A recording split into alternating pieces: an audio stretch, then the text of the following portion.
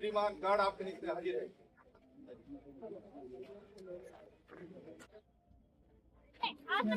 Thank you, sir. Kanapati, teacher.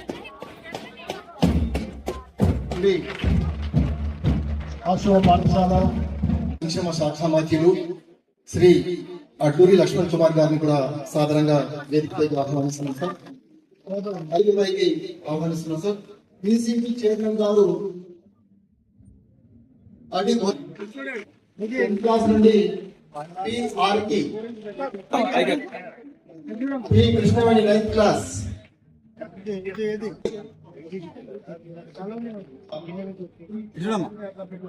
మీ హయాంలో governing body meeting జరగాలి, general body meeting జరగాలి మన ఎంపీఏలో.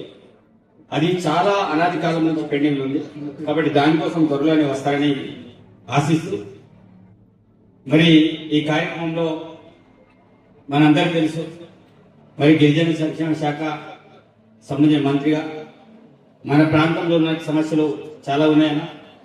ముఖ్యంగా విద్యాశాఖ మంత్రులు గౌరవ ముఖ్యమంత్రి రేవంత్ రెడ్డి గారు విద్యార్థులని క్షేత్రస్థాయిలో మొదలుకుంటే విశ్వవిద్యాలయాల వరకు కూడా విద్యని బలోపేతం చేయాలనే ఆలోచన గౌరవ ముఖ్యమంత్రి గారిది. మరి ముఖ్యంగా గిరిజన సంక్షేమ శాఖలో చాలా సమస్యలు ఉన్నాయి. ఆ సమస్యలను కూడా మీ ద్వారా పరిష్కారం కావాల్సిన అవసరం ఉంది. అందులో ప్రధానంగా మన విద్యార్థులకు నాణ్యమైన విద్య అందాలి, నాణ్యమైన భోజనం ఉండాలి అనే ఆలోచనతోటి సరే గౌరవ ముఖ్యమంత్రి వచ్చిన తర్వాత అన్నిట్లలో కాస్మెటిక్స్ ఛార్జీలు పెంచడం, మంచి భోజనాన్ని అందించే కార్యక్రమాన్ని ఏర్పాటు చేశారు. కేవలం ఆశ్రమ పాఠశాల విశ్వవిద్యాలయం కాకుండా క్షేత్రస్థాయిలో ఉన్న పాఠశాలను కూడా అమ్మ ఆదర్శ ద్వారా త్రాగునీరు కావచ్చు, ఎలక్ట్రీషియన్ కావచ్చు, అదేవిధంగా టాయిలెట్ బాత్రూమ్ కావచ్చు, అది ఆ యొక్క మినిమం వస్తువులు కల్పించే కార్యక్రమాన్ని వారు ఏర్పాటు చేయడం వల్ల జరిగింది. ఇంకా చాలా స్కూళ్ళలో గురుకులంలో కావచ్చు, అదేవిధంగా గిరిజన సంక్షేమ శాఖలో కావచ్చు చాలా రకాలుగా సమస్యలు ఉన్నాయి. మరి ఆ సమస్యలకు కూడా మీ హయాంలో పరిష్కారం కావాలి. అదేవిధంగా అతి పెద్ద సమస్య జిల్లా తెలంగాణ రాష్ట్రంలోనే అతిపెద్ద ఐటీడీఏ ఉత్తూరు ఐటీడీఏ. ఇందులో విద్యాబోధులు నేర్పించిన వాళ్ళు 50% కంటే ఎక్కువ శాతం మంది కేవలం సిఆర్టీ కాంట్రాక్ట్ రెసిడెన్షియల్ టీచర్ మాత్రమే ఉన్నారు. మరి వారికి సంబంధించిన రిక్రూట్మెంట్ చాలా మంది ఈ యొక్క 2 సంవత్సరాల నుంచి చాలా రకాలుగా రిటైర్మెంట్లు అయినాయి. ఇంకా డిసెంబర్ 31 వరకు ఇంకా చాలా మంది రిటైర్మెంట్ అవుతున్నారు, కానీ రిక్రూట్మెంట్ లేవు. కాబట్టి ఆ రిక్రూట్మెంట్ ఏదైతే గవర్నమెంట్ ఉద్యోగులు కల్పించేంత వరకు ఆల్రెడీ పిఓ ద్వారా మనం ఒక ప్రపోజల్ గిరిజన సంక్షేమ శాఖకు పంపడం అనేది జరిగింది. మనం నేను ఆల్రెడీ డైరెక్టర్ నిన్న హైదరాబాద్ లో నిన్ననే కలిసిన, మరి సెప్టెంబర్ వరకు మేము ఏదో ఫుల్ఫిల్ చేస్తామని చెప్తున్నారు. అది సెప్టెంబర్ వరకు అవుతుందని గ్యారంటీ లేదు. కానీ ఈరోజు మీకు విజ్ఞప్తి చేస్తున్నాను, కంపల్సరీ ఎంత తొందరగా మేము 270 పైచీలకు మేము సిఆర్డీ కావాలని రికమెండేషన్ పెట్టడం అనేది జరిగింది. అందులో మినిమం ఒక 60 నుంచి 70 సిఆర్డీ మీరు అపాయింట్మెంట్ చేసినా వారిని కొంత న్యాయం చేసిన వాళ్ళతో 100% మనకు కావాల్సింది 250 కంటే పైకి. కానీ మేము మినిమం అడుగుతున్నాం. మినిమం 70 నుంచి 80 లేకపోతే బంధించడం ఇంకా సంతోషకరమైన విషయం. ఫైనాన్షియల్ క్లియరెన్స్ చేయాలి, ఇమీడియట్లీ సిఆర్డీ అపాయింట్మెంట్ చేయాలి. అప్పుడే మన పిల్లలకు విద్యా బుద్ధులు అందుతాయి, లేకపోతే చాలా ఇబ్బందికరమైన పరిస్థితులు ఉంటాయి. అదేవిధంగా గవర్నమెంట్ లో చాలా మంది సిఆర్డీలు ఉన్నారు. వాళ్ళు ఎంతో మా సర్పంచ్ అమ్మ చెప్పింది టైం స్కేల్ కోసం. సరే వారి యొక్క నిరంతర డిమాండ్ ఉంది, చాలా మంది మాట్లాడుతున్నారు. సరే ఆ ఇష్యూని ఏ రకంగా సాల్వ్ చేయడం అనేది మనం ఆలోచన చేసి దానికి కూడా వెంటనే పరిష్కారం అయ్యే విధంగా చూడాలని. అదేవిధంగా మన ప్రాంతంలో ఊట్నూరులో అదేవిధంగా భద్రాచలంలో 2 బీఈడి కళాశాలలు. బీఈడి కళాశాల విషయంలో నేను ఇప్పటికీ 10ల సంఖ్యలో 10ల సార్లు నేను పాత సెక్రటరీతో సహా ఉన్న సెక్రటరీతో పాటు చాలా సందర్భాల్లో సీఎం గారి దృష్టికి తీసుకెళ్లేసి బీఈడి పోస్టులను ఇప్పుడు కేవలం ఆశ్రమ పాఠశాల టీచర్లతో ఈరోజు లెక్చరర్ అక్కడ నడుస్తుంది. దానికి సంబంధించిన విషయం immediately relevant teaching non teaching staff ని ఇమీడియట్లీ ఫుల్ఫిల్ చేయాలి. తెలంగాణ రాష్ట్రంలో 2 ఉన్నాయి, ఒకటి భద్రాచలం అండ్ ఊట్నూరు బీఈడి కళాశాల. అది మన గిరిజన సంక్షేమ శాఖకు సంబంధించింది కాబట్టి అది సీఎం గారు ఇప్పటికే 2 సార్లు చెప్పారు. ఇక 3వసారి చెప్పే పరిస్థితి రాకూడదు, నేను కూడా దాని గురించి మాట్లాడే పరిస్థితి రాకూడదు. అది అధికారులు ఎక్కడైనా తప్పిదప్ప ఏమైనా ప్రాబ్లం ఉంటే దాన్ని ఫాలో చేయాలి. ఒకటి. రెండవది పాలిటెక్నిక్ కాలేజ్ ఒకటి మనుగురు, ఒకటి ఊట్నూరులో ఉంటుంది. 2 పాలిటెక్నిక్ కాలేజ్ కూడా పాలిటెక్నిక్ కాలేజీలు వట్టిగా ఇక్కడ రాలే.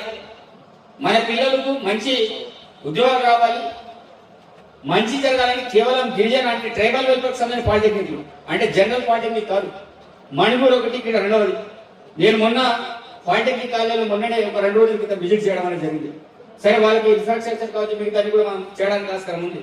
కానీ రెండవది ఏంటి, వాళ్ళకు మినిమం నీడ్స్ స్కాలర్షిప్ వస్తుంది, స్కాలర్షిప్ తోటి హాస్టల్ నడుస్తుంది. కానీ వాళ్ళకి సంబంధించిన దుస్తులు కావచ్చు, మెటీరియల్ కావచ్చు, వాళ్ళకి సంబంధించిన ఈక్విప్మెంట్ కావచ్చు, అవన్నీ కూడా పాలిటెక్నిక్ కాలేజ్ కి ఇవ్వాల్సిన అవసరం ఉంది. తెలంగాణ రాష్ట్రంలో 2 పాలిటెక్నిక్ కాలేజ్, 2 పాలిటెక్నిక్ కాలేజ్ గుర్తించాలి.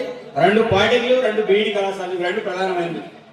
దాంతో పాటు ఆశ్రమ పాఠశాలలు అన్న, నేను ఇప్పటికీ 2 సార్లు సక్సెస్ మీట్ లో నేను హైదరాబాద్ మీటింగ్ వచ్చిన తర్వాత గిరిజన సంక్షేమ శాఖలో 2 శాఖలు ఉంటాయి. ఒకటి గురుకులం, ఒకటి ఆశ్రమ పాఠశాల. ఈ రెండింటిలో వ్యత్యాసం ఉంది. ఆ వ్యత్యాసం విషయం నిజంగా నాకు ముందే తెలుసుకుంటే నేను ఆ సక్సెస్ మీట్ లోనే మాట్లాడేవాడిని. సక్సెస్ మీట్ అయిన తర్వాత చెప్పిండు, ఈ రోజు ఆశ్రమ పాఠశాల చదువుతున్న పిల్లలు కూడా మంచి మంచి ర్యాంకులను పొందుతున్నారు. ఆశ్రమ పాఠశాలలో పనిచేసే టీచర్లు కూడా మంచి విద్యాబుద్ధులు నేర్పిస్తున్నారు. వాళ్ళకి ఆ లెవెల్ సక్సెస్ మీట్ లో వాళ్ళు మన పిల్లలకి ఆశ్రమ పాఠశాల చదువుతున్న పిల్లలకి ప్రోత్సాహకాలు లేవు, బహుమతులు లేవు, టీచర్లకు బహుమతులు లేవు, నా ప్రోత్సాహాలు లేవు. ఎవరికి ఉంటున్నాయి? గురుకులం వాళ్ళకి మాత్రం ఉండే. ఆ విషయం ఈ రోజు అందరూ కూడా చెప్తున్నా. ఈ రోజు గురుకులానికి ఆశ్రమ పాఠశాలకి వ్యత్యాసం ఉండాల్సిన అవసరం లేదు. నేను కూడా ఆశ్రమ పాఠశాల చదువుతున్న విద్యార్థిని, దాని తర్వాత గురుకులంలో చదివిన విద్యార్థి. నేను రెండింటిలో చదువుకున్నా. కాబట్టి నేను ఏమంటే సమానమైన ప్రాధాన్యత ఉండాలి. ఆశ్రమ పాఠశాల ఏం తక్కువ కాదు, ఆశ్రమ పాఠశాల విద్యార్థులు తక్కువ కాదు. ఈ రోజు ఇక్కడ విద్యార్థులు కూడా మంచిది. ఈరోజు మంత్రి గారి తప్పిదమో ఎమ్మెల్యే గారి తప్పిదం కాదు, అది ఎవరు తప్పిదం, అది కరెక్షన్ జరగాలి. ఈరోజు మంత్రి కూడా ఈ విషయాలు ఎందుకు చెప్తున్నానంటే నెక్స్ట్ సారి ఇట్లాంటి జరగకూడదు. అది ఎస్సీ వెల్ఫేర్ లో కూడా జరుగుతుంది కావచ్చు అట్లా. సరే, ఎస్సీ వెల్ఫేర్ కార్యక్రమంలో మనం వెళ్ళాం కాబట్టి ఎస్సీ వెల్ఫేర్, ఎందుకంటే నిమ్న వర్గాలకు సంబంధించిన ట్రేడర్ ఉన్నా అధికారులు ఇట్లాంటి తప్పిదాలు చేయకుండా ఉండాల్సిన బాధ్యత మన మీద ఉంది. కాబట్టి ఆశ్రమ పాఠశాల సంబంధించిన సమస్యల విషయంలో ఇది కావాల్సిన అవసరం లేదు. అదేవిధంగా స్పోర్ట్స్ స్కూల్ అన్నా ఆదిలాబాద్ లో నాకు తెలిసి 2, 3 ఉంటాయి. గుంటూరులో ఒకటి, జాతరలో ఒకటి, నాకు తెలిసి ఆసిఫాబాద్ ఒకటి. ఆసిఫాబాద్ లో వీటికి సంబంధించిన స్పోర్ట్స్ స్కూల్ మనం ఏర్పాటు చేసినందుకు మన పిల్లలు అంతర్జాతీయ స్థాయికి వెళ్ళాలి, మన వాళ్ళేం తక్కువ కాదనే విషయం. ఈరోజు నిజం చెప్పాలంటే మన ఆదివాసీ బిడ్డల కంటే మించిన వాళ్ళకి ఎవరు కూడా ఉండరు స్పోర్ట్స్ విషయంలో. కానీ ఆ స్థానంలో వెళ్ళలేకపోవడం కారణాలు ఏంటి? చిన్న లోపాలు. ప్రభుత్వాలు మనం అన్ని మంచిగా చేస్తాం, కానీ గ్రౌండ్ లెవెల్ వచ్చేసి కొన్ని లోపాలు జరుగుతున్నాయి. ఈ రోజు మనకున్న స్పోర్ట్స్ స్కూల్లో నేను కూడా ఆ గ్రౌండ్ లో అప్పుడప్పుడు వెళ్తుంటా, చూస్తుంటా. మన పిల్లలకు సంబంధించిన ఈక్విప్మెంట్స్ ఏవైతే ఉన్నాయో వాళ్ళకి జర్కినే కావచ్చు, బూట్లే కావచ్చు, ఆడే ఆ వస్తువులు, ఆట వస్తువులే కావచ్చు. పోయినసారి నేను మరి కలెక్టర్ గారికి రిక్వెస్ట్ చేస్తే వాళ్ళకి కొనిచ్చే కార్యక్రమాన్ని నేను చేస్తున్నాను. స్పెసిఫిక్ అక్కడ నుంచి వచ్చే ఏర్పాట్లు చేయాలి. అదేవిధంగా వాళ్ళు 10th అయిన తర్వాత మా పిల్లలు ఇంటర్మీడియట్ ఇక్కడ చదవాలి, స్పోర్ట్స్ చదివిన వాళ్ళు. సరే, మిగతా ఆశ్రమ పాఠశాలలో చదివిన వాళ్ళు జనరల్ ఎక్కడ పోయి చదవచ్చు. మరి ఇక్కడ చదువుకున్న విద్యార్థులు నెక్స్ట్ వాళ్ళకి సేమ్ అట్లాంటి కళాశాల ఉండాలి. అందుకే తెలంగాణ రాష్ట్రంలో నాకు తెలిసి 8, 9 ఉంటాయి స్పోర్ట్స్ స్కూల్స్. వాటినన్నింటి కూడా జూనియర్ కళాశాలగా మీరు అప్గ్రేడ్ చేయాలి. అది మీ హయాంలో జరగాలి, మన హయాంలో జరగాలి, మీ హయాంలో మన గవర్నమెంట్ హయాంలో జరగాలి. కాబట్టి ఇది కూడా మోస్ట్ ఇంపార్టెంట్.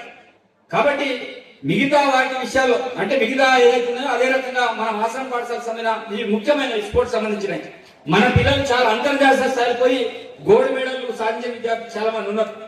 కాబట్టి మీరు గవర్నమెంట్ మీటింగ్ పెట్టిన తర్వాత ఇంకా చాలా విషయాలు మీ దృష్టికి తీసుకొస్తా. జిల్లా వ్యాప్తంగా గిరిజన విశ్వవిద్యాలయం ముట్లూరు ఏర్పాటు చేయాలని పాదయాత్రలు చేసిన, బస్ యాత్ర కార్యక్రమాలు చేసిన, ప్రత్యేకమైన తెలంగాణ రాష్ట్రం వచ్చిన తర్వాత జోడేఘాట్లో కేసీఆర్ గారు వస్తే ఆ రోజుల్లో 2014 అప్లికేషన్ ఆ రోజులు ఇచ్చిన. ఆ రోజు కేసీఆర్ గారు మాటిచ్చారు ముట్లూరులో గిరిజన విశ్వవిద్యాలయం ఏర్పాటు చేస్తామని. కానీ ఇక్కడ గిరిజన విశ్వవిద్యాలయం ఏర్పాటు చేయకుండా సరే వారి అధికారులు కానీ వాళ్ళ ఆ రోజు మంత్రులు వాళ్ళు వ్యవస్థ వాళ్ళని సరే ఇంకో ప్రాంతానికి తరలించడం పక్కన పెట్టాం.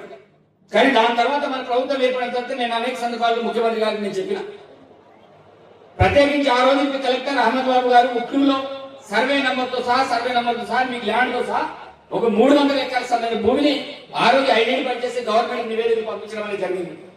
మరి ఆదిలాబాద్ వచ్చిన తర్వాత ముఖ్యమంత్రి గారితో మేము విజ్ఞప్తి చేస్తే ముఖ్యమంత్రి గారు కంపల్సరీగా ఏర్పాటు చేయాలని వారు మాట్లాడడం జరిగింది.